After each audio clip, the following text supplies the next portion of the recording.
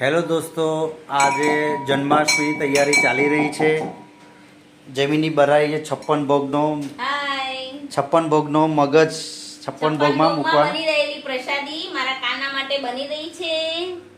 મગજ બનાવું છું, પછી બનાવીશ મથુરાના પેંડા. આ ગઈકાલ રાતે જન્માષ્ટમીની તૈયારી થઈ રહી છે. અમારા જમીનીએ હાથે બનાવેલું છે. આ જેમને પિંક કોન્સેપ્ટ જોતો તો એ પ્રમાણે ઘરનું સાથે બનાવી વસ્તુ. આ બધું ડેકોરેશન કર્યું છે.